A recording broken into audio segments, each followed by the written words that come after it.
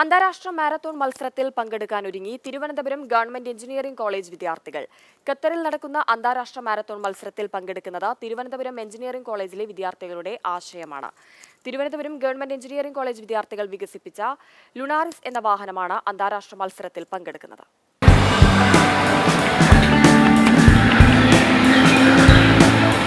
അപൂർവ നേട്ടത്തിന്റെ അഭിമാനത്തിലാണ് Thiruvananthapuram government engineering college വിദ്യാർത്ഥികൾ.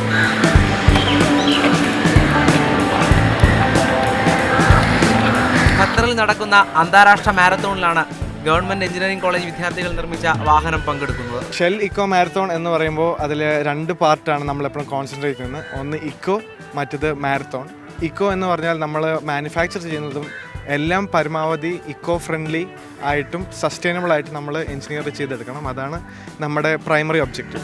ഏറെ നാളത്തെ പരിശ്രമത്തിനൊടുവിലാണ് വിദ്യാർത്ഥികൾ ഇത്തരമൊരാശയത്തിന്റെ സാക്ഷാത്കാരത്തിലേക്ക് എത്തിയത്. കോളേജിലെ വിവിധ ഡിപ്പാർട്ട്മെന്റുകളിൽ നിന്നുള്ള 40 വിദ്യാർത്ഥികളാണ് നേട്ടത്തിന് പിന്നിൽ. Society of automotive engineers CET എന്ന കൂട്ടായ്മയാണ് ഇവർക്ക് പിന്നിലുള്ളത്. ഇറം പവർ ഇലക്ട്രോണിക്സ് സംരംഭമാണ് ആശയത്തിന് തുണയായത്. All the best for the CET students.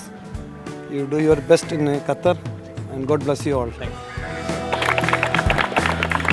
തങ്ങൾ വികസിപ്പിച്ച ലൂണാറിസ് എന്ന ആശയം അന്താരാഷ്ട്ര ഇടങ്ങളിലേക്ക് എത്തുന്നതിന്റെ സന്തോഷത്തിലാണ് അധ്യാപകരും വിദ്യാർത്ഥികളും.